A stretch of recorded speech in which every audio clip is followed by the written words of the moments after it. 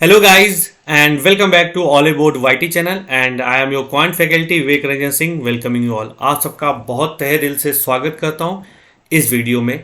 ये वीडियो बहुत सारे बच्चों की क्वेरी आ रही थी और बच्चे कह रहे थे सर हम ESIC की तैयारी करें कि ना करें कि हम SBI क्लर्क का वेट करें। तो मैंने सोचा कि चलो हम इस पे भी एक बात कर लेते हैं। आखिर आपको SBI क्लर्क ही क्यों चाहिए और ESIC क्यों नहीं चाहिए और ESIC UDC ही क्यों चाहिए, क्लर्क क्यों नहीं चाहिए। तो भाई इस पे एक बहुत बड़ी वो थी, बच्चों में बहुत ज़्यादा कन्फ्यूजन था, तो उसको क्लियर करने के लिए मैं ये वीडियो बना के दे रहा हूँ आपको, जिससे आपको एक क्लियर आइडिया मिले कि क्लर्क की प्रिपरेशन के लिए हम रुके, क्लर्क का वेट करें कि हम ESIC UDC की तैयारी शुरू कर दें। तो जैसा कि आप लोग देख पा रहे हो आज हम लोग करेंगे, मैंने लिखा ही है आपके स्क्रीन पे दिखाई दे रहा होगा, ESIC UDC versus SBI clerk. तो हम लोग आज इनमें क्या क्या सिमिलरिटी है, क्या क्या अलग है, डिफरेंशियबिलिटी क्या है इन लोग के बीच में, इन सब चीजों की हम लोग बात करेंगे। देखो अभी क्या है, रिसेंटली अभी IBPS क्लर्क का आप लोग ने एग्जाम दे रखा है ना। IBPS क्लर्क का एग्जाम देगा, जिसमें क्या एग्जाम का जो रिजल्ट था बहुत ही अनफॉर्चुनेट आया। बहुत लोगों ने बहुत अच्छा अटेम्प्ट किया, नॉर्मलाइजेशन ने एक वाइटल रोल किया कि कई लोगों ने बहुत ज़्यादा अटेम्प्ट किए, उसके बाद भी सिलेक्शन नहीं हुआ। तो आप ऑलरेडी प्रिपेयर कर चुके हो क्लर्क। तो अगर हम कहें तो ये जो क्लर्क की प्रिपरेशन है ये दोनों ही एग्जाम में काम आएगी। लेकिन एक ये बात है कि SBI का नोटिफिकेशन अभी आया नहीं है, जो जनरली आ जाता था हमारा ईयर के स्टार्ट में। लेकिन इस बार ऐसा नहीं है, क्योंकि मोस्ट प्रोबेबली ये अभी जो मेरे को जो लग रहा है कि मेरे जो प्रिडिक्शन है, जो मेरा एक्सपीरियंस है, उसके अकॉर्डिंग मैं कह सकता हूं कि अप्रैल एंड में या after April you can see the notification from the SBI PO and clerk. तो उससे पहले कोई नहीं है। तो इस समय आप क्या करेंगे, अगर आपका PO का मेंस भी दोनों हो ही गए हैं, है ना, और रिजल्ट भी अभी हमने देखा कि उसका मेंस का आ गया है, SBI मेंस का।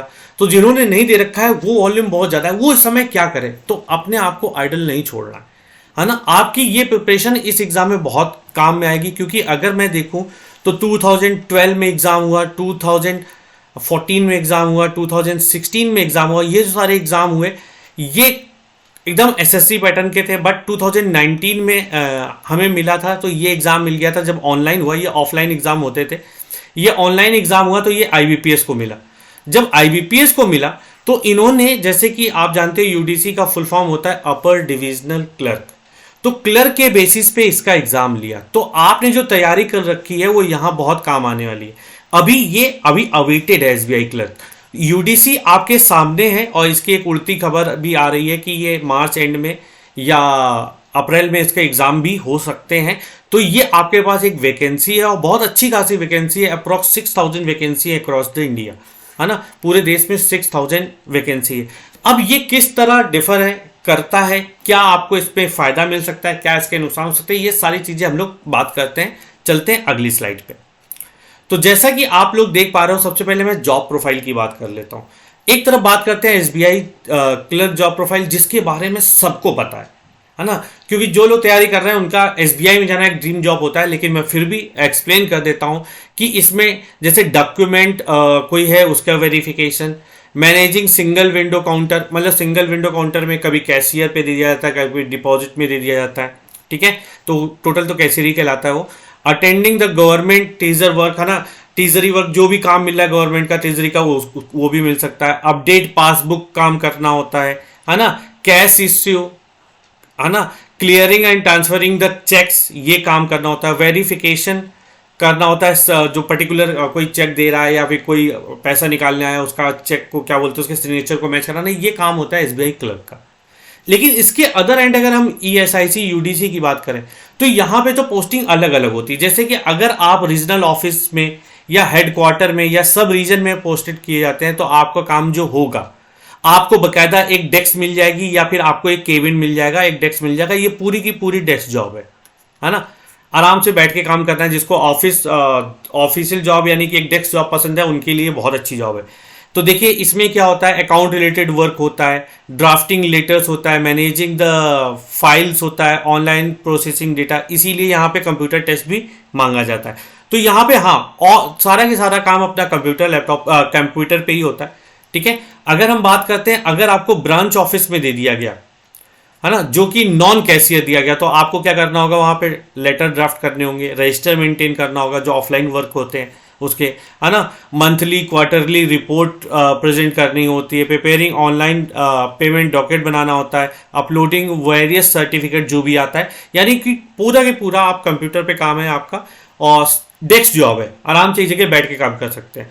अगर आपकी कैशियर में होती है तो ब्रांड रिलेटेड जो भी वर्क होगा पर्टिकुलर वो आपको देखना होगा, चेक इश्यू करने होंगे और कैश बुक को मेंटेन करना होगा। ये काम होता है ESIC UDC का। UDC का फुल फॉर्म होता है क्या, अपर डिविजनल क्लर्क, यानी जिसको हम लोग हिंदी में कहें तो अपनी बोलचाल भाषा में बोले तो हम लोग कह सकते हैं बड़े बाबू की जॉब है, ठीक है। जैसे मूवी में दिखाते, पुरानी मूवी में बता देते बड़े बाबू की जॉब है, तो ये बड़े बाबू वाली जॉब है। चलिए, अब ये तो हो गई जॉब प्रोफाइल की बात। अब आगे हम लोग बढ़ते हैं, जो जो एक की पॉइंट्स है वो सारी बातें हम लोग करेंगे। अब बात करते हैं सैलरी की, जो सबसे इंपॉर्टेंट बात है, जिसके लिए आप लोग देखना चाह रहे होगे वीडियो। तो उसमें क्या है कि सबसे पहले अगर हम SBI क्लर्क की जॉब प्रोफाइल है, सैलरी की अगर हम बात करते हैं तो सैलरी क्या है, तो SBI का की बेसिक सैलरी जो है 19,900 है। ये मैं 2021 को देखते हुए बना रहा हूँ, उसके अकॉर्डिंग है। स्पेशल अलाउंसेज जो है वो 3,263 मिलते हैं। डियरेंस अलाउंस जो है वो 6,742.85 लिख दिया, हर जगह पॉइंट होता है क्योंकि परसेंटेज फिक्स होता है, वो बेसिक सैलरी पे आपको मिलता है, तो वो डेसिमल में भी जा सकते हैं, तो मैंने डेसिमल इसमें लिख दिया, आगे के डेसिमल में नहीं लिखा। ट्रांसपोर्ट अलाउंसेज जो है वो हमको 600 मिलता है। हाउस रेंट ये सिटी में अप्लीकेबल करता है, तो ये 2,091 मिलता है। Arrear of earning 1,959 rupees. और एक और अलाउंसेज होता है, स्पेशल अलाउंसेज, उसको भी कहा जाता है 500 अराउंड। तो उससे आपकी जो ग्रॉस सैलरी बनती है वो 34 से 35,000 तक बनती है SBI क्लर्क में। अब इसके बाद आपके PF, प्रोफेशनल टैक्स, ये सब टैक्स करके करीब 32,000 अराउंड आपके इन हैंड सैलरी आती है, अगर जितने भी डिडक्शन है वो होने के बाद। अगर यहीं पे हम चले जाते हैं UDC की सैलरी पे, यानी अपर डिविजनल क्लर्क की बात करें, तो जो बेसिक पे होता है इसका 52 से स्टार्ट होता है, तो लेवल 4 पे 25,500 है। डियरेंस अलाउंस जो होता है वो 7% ऑफ द बेसिक सैलरी होता है। ट्रांसपोर्ट अलाउंसेज जो है वो 3600 होता है एक्स कैटेगरी की सिटी, जैसे जो मेट्रो सिटी होती है उसके लिए, और बाकी सारी सिटीज के लिए आपको 1,800 रुपीज मिलते हैं। अगर हाउस रेंट अलाउंसेज देखें तो एक्स सिटी के लिए, यानी कि जो टीयर 1 सिटी है उसके लिए 24%, टीयर 2 के लिए 16% और टीयर 3 के लिए आपको 8% तक के क्या मिलते हैं, हाउस रेंट अलाउंसेज मिलते हैं। तो इस हिसाब से अगर हम देखें तो अगर आप सिटी एक्स में यानी टीयर 1 में काम कर रहे हैं तो 37,000 ग्रॉस सैलरी बनती है। अगर सिटी टीयर 2 में कर रहे हैं तो आपका 33,000, और जेड में कर रहे हैं तो 31,000। तो आप देख रहे हैं इसमें काफ़ी कुछ सिमिलरिटी नज़र आ रही है अकॉर्डिंग टू द, आपने देखा जॉब प्रोफाइल और आप सैलरी। और भी आगे चलते हैं और भी देखते हैं कि क्या क्या जरूरी चीज़ें हैं जो आपको जान लेना चाहिए। चलिए आगे बढ़ते हैं। ये बात हो गई सैलरी की। अगर हम कैरियर ग्रोथ की बात करें कि आप किसी ऑर्गेनाइजेशन के साथ जुड़ना चाहते हो तो आप ये देखना चाहते हो कि आपकी कैरियर ग्रोथ क्या है, तो अगर हम SBI क्लर्क की बात करें तो इसमें प्रमोशन थोड़ा सा वैसा है कि अनटिल अनलेस अगर आप जो इंटरनल एग्जाम होते हैं वो निकालें, है ना, जो जैब और कैब बोलते हैं, है ना, तो उनकी बात करी जाए तो आप क्या होते हैं कि जब 10 साल की नौकरी कर लेते हैं तब आपको सीनियर असिस्टेंट का वो मिलता है। उसके बाद 20 ईयर्स ऑफ स्पेशल असिस्टेंट का मिलता है और 30 ईयर में सीनियर स्पेशल असिस्टेंट का मिलता है, अनटिल अनलेस अगर आप कोई भी इंटरनल एग्जाम को नहीं निकाल रहे हैं। अगर निकाल रहे हैं तो हाँ, तो जल्दी प्रमोशन होने के चांसेस होते हैं, ठीक है। लेकिन अगर हम UDC की बात करें तो UDC में आप देखते हैं कि UDC से स्टार्ट करते हैं तो अगली जो उनका वो होती है प्रमोशन, वो असिस्टेंट, ये लगभग 3 ईयर्स में हो जाते हैं। अगर आप एग्जाम निकाल रहे हैं तो ये 3 ईयर्स में हो जाते हैं। असिस्टेंट से असिस्टेंट डायरेक्टर और डिप्टी डायरेक्टर तक आप क्या करते हैं, अपने करियर को ग्रोथ कर सकते हैं, आप यहां तक आराम से पहुंच सकते हैं। अब बात करते हैं सबसे इंपॉर्टेंट वर्किंग टाइमिंग की। वर्किंग आवर्स कितने होते हैं, कितना काम करना पड़ेगा। जैसे कि वर्किंग आवर्स स्टैंडर्ड जो है 9:15 to 6:15 है UDC के अंदर, लेकिन ये कब है जब आपको रीजनल ऑफिस, है ना, और क्या बोलते हैं हेडक्वार्टर्स, है ना, इनमें जॉब मिलती है तो ये आपका रहता है, और ये सिर्फ 5 डेज वर्किंग होती है इसमें। सैटरडे और संडे दोनों ही क्या होते हैं, ऑफ होते हैं। तो आप देख पा रहे हो कि यहां पे थोड़ी सी लाइफ और बैलेंस होती है compare to SBI.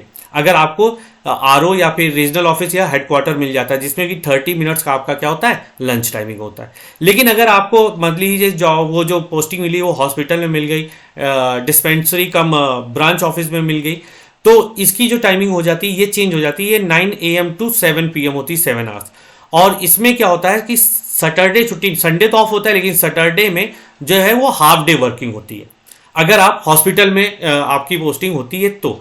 Other hand अगर हम देखें एसबीआई क्लर्क की बात, तो एसबीआई क्लर्क में देखिए मंडे से फ्राइडे तक काम करना होता है, ठीक है। और आप सेकेंड और फोर्थ सैटरडे ऑफ रहता है। वैसे आपको सैटरडे तक काम करना होता है लेकिन मंथ में 2 सैटरडे ऐसे होते हैं जिसमें ऑफ होता है। तो आप ये देख पा रहे हैं कि आपका ये ऑफिशियल वर्क है, यहाँ पे टाइमिंग का नो इश्यू है। तो अगर आप ऐसा चाहते हैं कि हाँ हम स्टार्ट क्लर्क लेवल से करना चाहते हैं लेकिन हमारा जो एम है वो कुछ और है, हमें ऑफिसर बनना है, फिर हमें या फिर पीओ का एग्जाम देना है, तो यूडीसी आपके लिए बहुत है क्योंकि आपको पढ़ाई करने का एक इनफ टाइम देगा। ऐसा नहीं कि क्लर्क में नहीं मिलता, मिलता इसमें भी है। लेकिन इस समय वैकेंसी को देखते हुए जो वैकेंसी आपके सामने है वो वैकेंसी यूडीसी की है, तो इसका फॉर्म अगर आप फिल नहीं किया है तो 15 फेब तक आप इसका फॉर्म फिल कर सकते हैं, ठीक है। इसको बिल्कुल भी उसमें ना लें और 15 फेब से पहले ही आप इसका फॉर्म भर लें। क्यों? क्योंकि आपकी प्रिपरेशन ऑलरेडी है। बस आपने अगर रेगुलर क्लासेस करते रहे, है ना, तो बस आप जो प्रिपरेशन कर रखी है उसी को थोड़ा सा आपको क्या करना है, शार्प करनी है। वो शार्प करने के बाद आपका एग्जाम ये बहुत अच्छा होगा और क्लर्क लेवल या उससे नीचे लेवल का आप कह सकते हो क्लर्क लेवल का ही एग्जाम आपको मिलने वाला है। तो ये बात रही इसकी। आगे चलते तो मैं आपको बता दूं कि हमारा 15 फेब तक आप इस फॉर्म को भर सकते हैं। इसके लिए हमारा बैच स्टार्ट हो चुका है जो कि इंग्लिश और हिंदी मीडियम दोनों में स्टार्ट हो चुका है, ESIC यूडीसी सिलेक्शन बैच, जिसका कॉस्ट जो है 25 अराउंड है। लेकिन अगर आप अपना सुपर कोड जो कि है VIVEK दैट इज विवेक, तो अगर आप ये कोड यूज करते हैं तो आपको ये कोर्स सिर्फ और सिर्फ 1374 यानी 1374 में मिल जाएगा, ठीक है। इसमें आप देख सकते हैं 125 लाइव क्लासेस हैं, एंड डेप्थ कवरेज है हर टॉपिक का, 170 फुल मॉक, सेक्शनल मॉक कह सकते हैं, सेक्शनल टेस्ट बोल सकते हैं, टॉपिक टेस्ट, ये सारे मिलेंगे। और इसमें हर चीज बेसिक्स से लेकर एडवांस लेवल तक, जो एग्जाम का लेवल, एडवांस लेवल का ये मतलब नहीं है कि आपको पीओ लेवल पढ़ा दिया जाए, रीजनिंग, इंग्लिश, क्वांट, जीए सब कुछ पढ़ाया जाएगा फ्रॉम द फर्स्ट डे। ये नहीं करना है कि जीए बाद में पढ़ाया जाएगा, जीए नहीं, जीए आपको पढ़ाया जाएगा शुरू से, क्योंकि इसमें प्री में भी जीए पूछा जाता है, ठीक है। बाकी कोई इंफॉर्मेशन अगर आपको चाहिए होगा तो आप कमेंट बॉक्स में लिख दीजिएगा, मैं डेफिनेटली उस पर वीडियो बना दूंगा। कोई भी क्वेश्चन है, कैसा भी क्वेश्चन आपके दिमाग में आएगा वो हमसे पूछ सकते हैं। याद रखिएगा ऑलिव बोर्ड पे अगर कोई भी चीज, कोई भी प्रोडक्ट आप परचेज करना चाहते हैं तो आपका ये सुपर कोड याद रखिएगा विवेक, जिससे मैं गारंटी दे रहा हूं इससे ज्यादा डिस्काउंट किसी और कोड पे नहीं मिलेगा, ठीक है। तो और अगर आप ये चाहते हैं कि नहीं मैं एसबीआई में जाऊंगा, आईबीपीएस पीओ से ही जाऊंगा, तो उसके लिए भी जैसा कैलेंडर जारी हो चुका है ना, तो सितंबर से के आपके बाद नोटिफिकेशन, अगस्त सितंबर में नोटिफिकेशन देखने को मिल जाएंगे। तो उसके लिए तैयारी अभी से करनी होगी। तो फाउंडेशन कोर्स ऑल सब्जेक्ट का स्टार्ट हो रहा है जो कि 4000 रुपीज़ का स्टार्ट हो रहा है, जिस पे आप विवेक कोड यूज करने के बाद आपको ये मिलेगा 1800 रुपीज़ का। अगर आप सिर्फ क्वांट का कोर्स करना चाहते हैं तो क्वांट का कोर्स 1500 का है, जिसमें विवेक का कोड यूज करने पर आपको मिलेगा 674 का। तो ये एग्जाम वाइज है, लेकिन मैं आपको बताऊंगा एक हमारा प्रोडक्ट है जिसको हम लोग बैंक बोलते हैं बैंकिंग एलीट, है ना। तो अगर आप इसकी बात करते हैं या फिर एज की बात करते हैं, तो अगर आपने ये कोर्स परचेज कर लिया तो 1 साल के लिए फॉर 1 ईयर आप हर एक कोर्स के लिए क्या बोलते हैं एक्सेस कर सकते हैं। एक बार ये ले लीजिए और एक ही साल में आप अपना एग्जाम निकाल लेंगे, ये गारंटी मेरी है, ठीक है।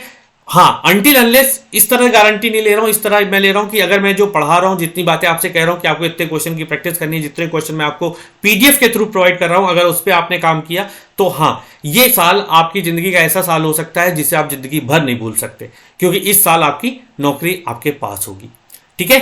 तो गाइज जो भी कोड पर वो करना है, कोड आपको याद रखना है विवेक, जिससे कि आपको मैक्सिमम डिस्काउंट मिल सके।